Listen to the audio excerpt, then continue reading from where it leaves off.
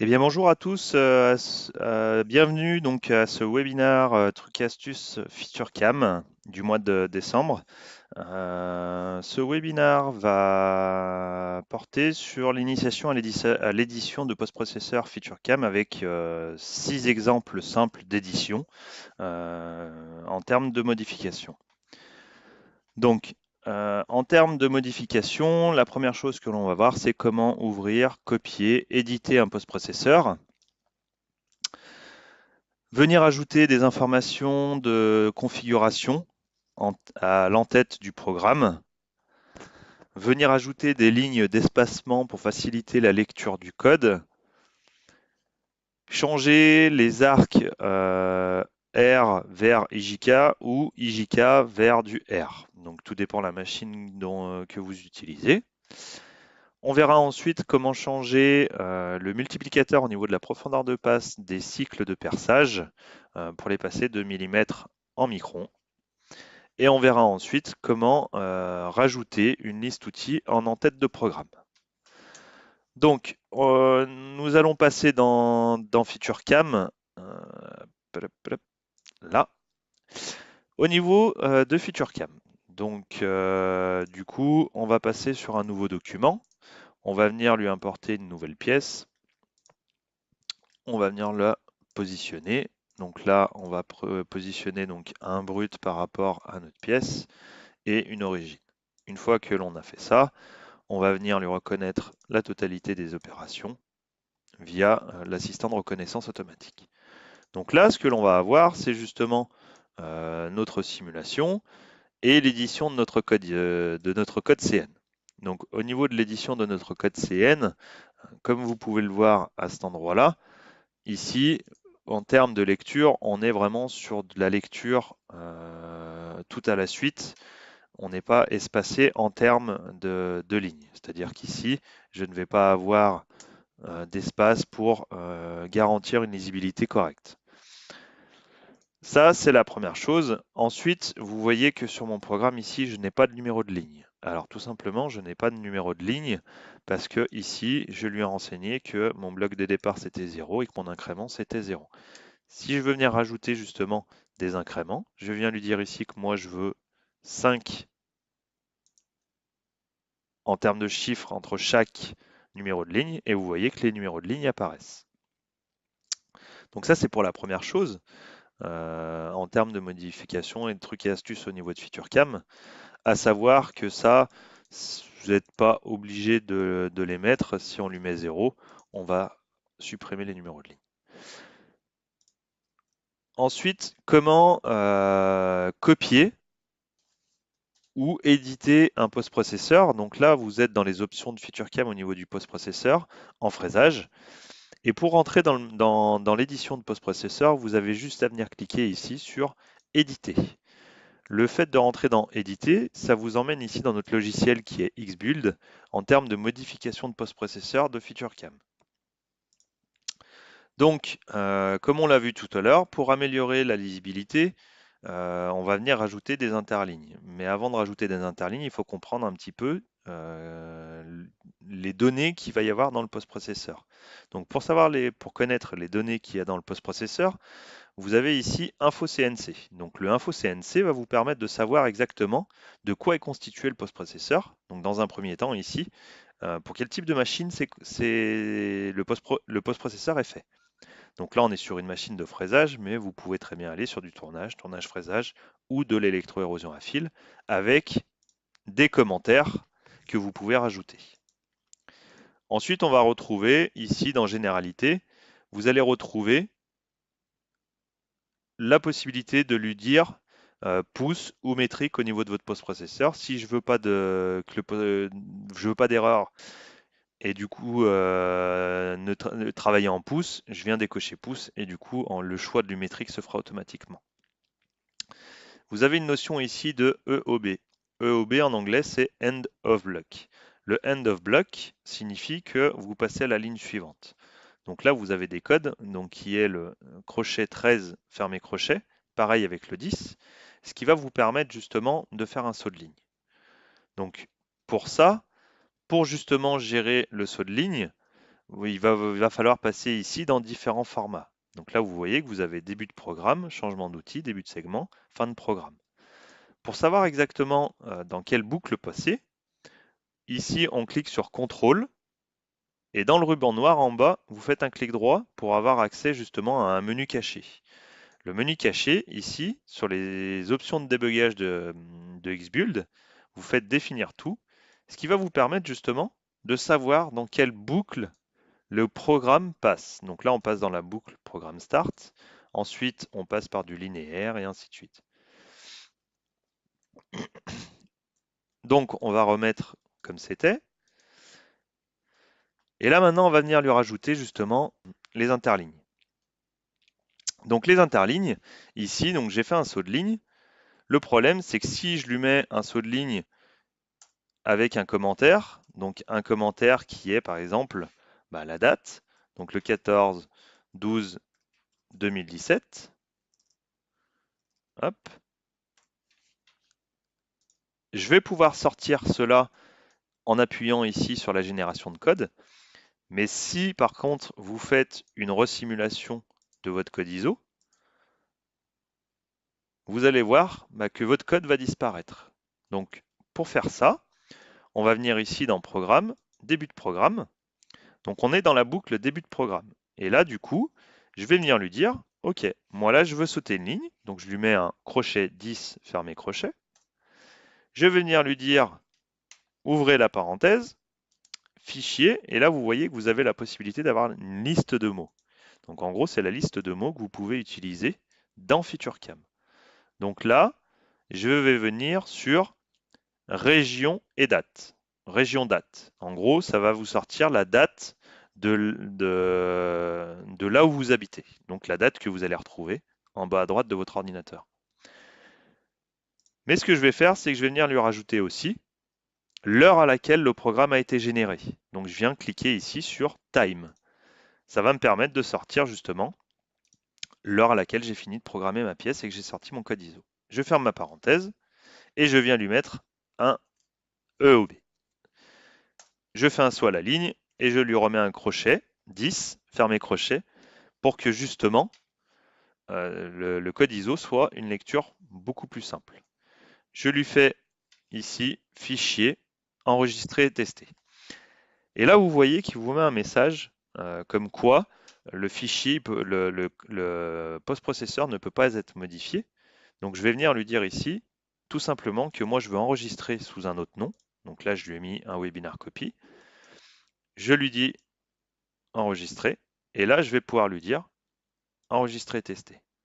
Ça va me permettre, ici, vous voyez, de me rajouter le saut de ligne, la date et l'heure, et un autre saut de ligne. Donc là, j'ai rajouté ça dans la boucle début de programme.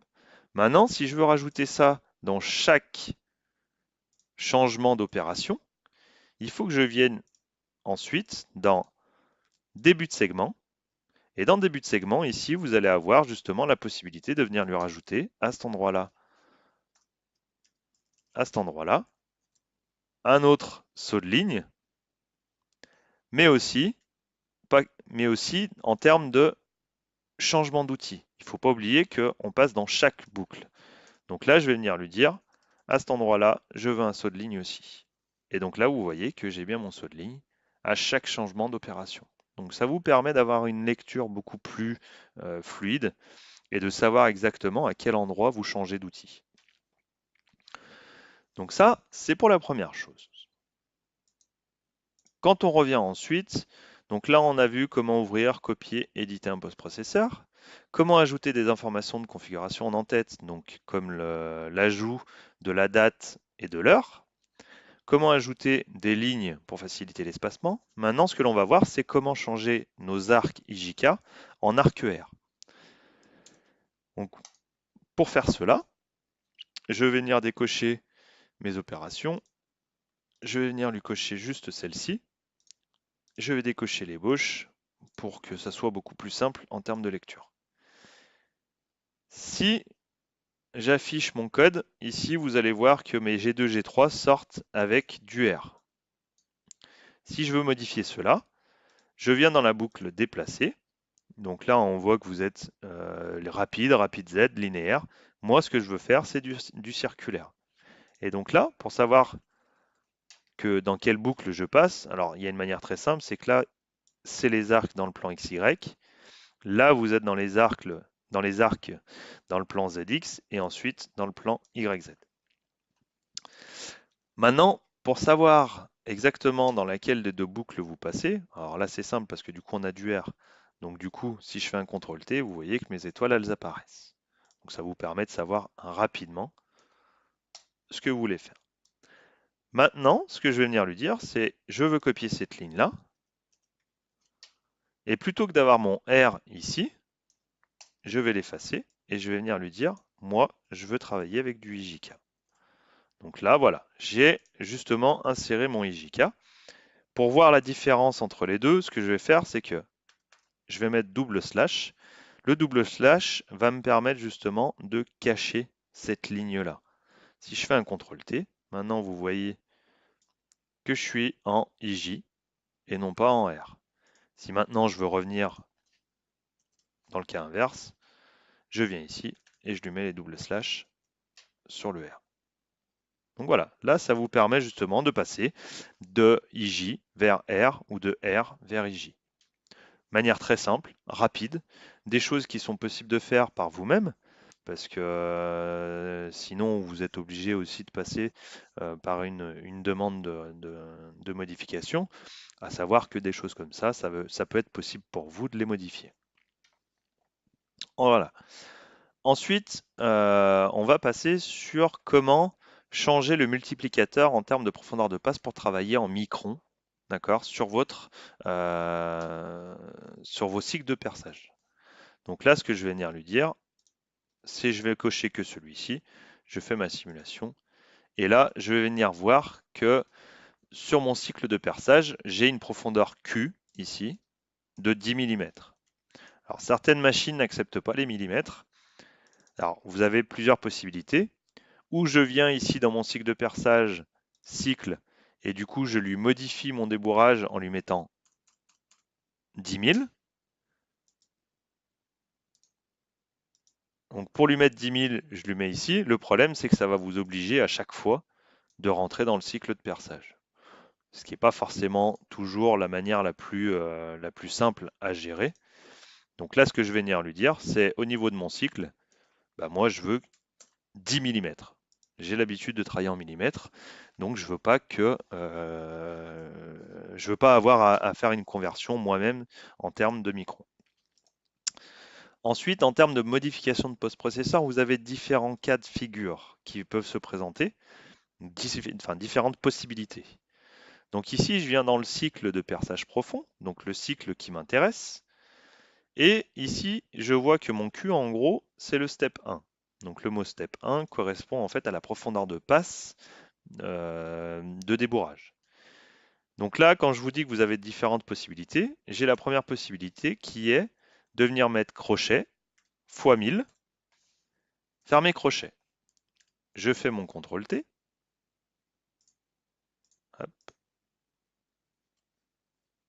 Je fais ma simulation.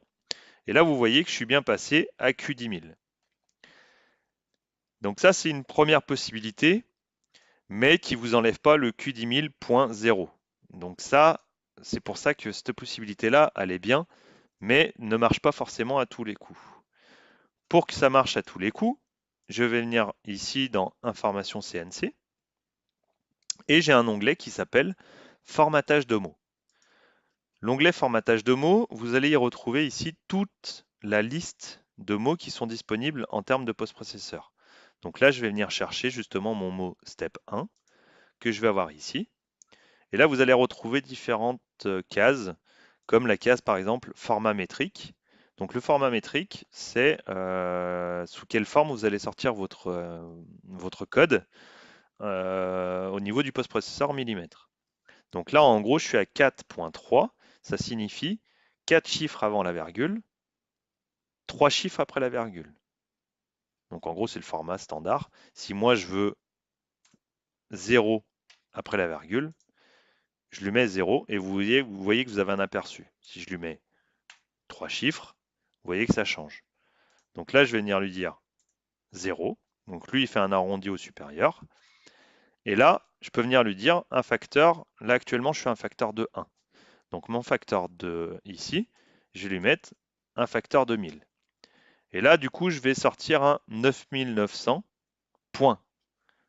Donc si je lui dis OK, je fais un CTRL T, vous voyez que vous sortez un Q10000 points. Le point, vous pouvez le supprimer quand vous revenez ici dans formatage de mots. Donc je reviens sur step 1. Je lui dis que moi, ce que je veux ici, c'est décocher ma virgule. Et là, du coup, je vais avoir un Q10000. Donc voilà une méthode simple pour justement modifier votre profondeur de passe de millimètres vers des microns sans avoir à vous soucier du point, du zéro, tout ce qui est après la virgule. Donc vous avez pu voir différentes méthodes et méthodes qui sont ultra simples à mettre en place et que vous pouvez faire par vous-même. Et maintenant, le dernier point que l'on va voir, c'est comment rajouter justement en en-tête de programme, ici, une liste d'outils. Donc comment rajouter une liste d'outils? Dans un premier temps, ce qu'il va falloir faire, c'est venir ici dans l'onglet Add-ins, dans l'onglet Gérer, et dans la bibliothèque d'Add-ins de FeatureCam, vous pouvez aller chercher ici l'add-ins qui vous permet justement d'avoir différentes infos au niveau de votre post-processeur. Donc là, il faut que je lui copie cette ligne-là, le setup-info-mysetting. Je lui fais CTRL-C. Pour charger, vous avez juste à cliquer sur votre add-ins, vous lui dites charger et OK. Et vous allez le retrouver à cet endroit-là. Donc maintenant, je vais venir dans mon post-processeur, je vais venir dans format début de programme, et dans début de programme, je vais venir lui dire, OK, moi, je veux rajouter ici les informations liées au post-processeur, donc liées à ma programmation. Donc là, vous voyez que au niveau des informations qui ressortent au niveau du programme, vous allez retrouver une liste d'outils avec le numéro, le nom et le diamètre de l'outil. Vous pouvez le modifier. Si vous venez ici dans exécuter macro basique, vous avez ici configuration, configure setting, et là je vais avoir la possibilité de venir lui dire OK, bah moi maintenant ce que je veux c'est ressortir le type d'outil. Je fais OK, je décoche une opération, je la recoche, je relance ma simulation, et ça va me permettre justement de retrouver ma liste outils avec maintenant le type. Donc là, FaceMill, c'est des outils de surfaçage. Twisted Drill, c'est du pointage. Et Handmill, c'est du fraisage. Donc ça vous permet rapidement de mettre en place des informations. Mais je peux très bien lui dire aussi, bah moi ce que je veux, c'est rajouter ici les informations au niveau de mon brut. Donc les informations au niveau de mon brut, ça va me permettre d'afficher les dimensions sur les X, sur les Y et sur les Z. La matière utilisée et le type de brut que j'ai. Est-ce que j'ai un brut de type bloc, cylindre ou alors un brut personnalisé. Donc voilà pour la présentation de ce webinaire FeatureCam trucs et astuces. N'hésitez pas à nous faire part de vos questions ou de vos remarques à l'adresse suivante, donc manufacturing_fr@autodesk.com.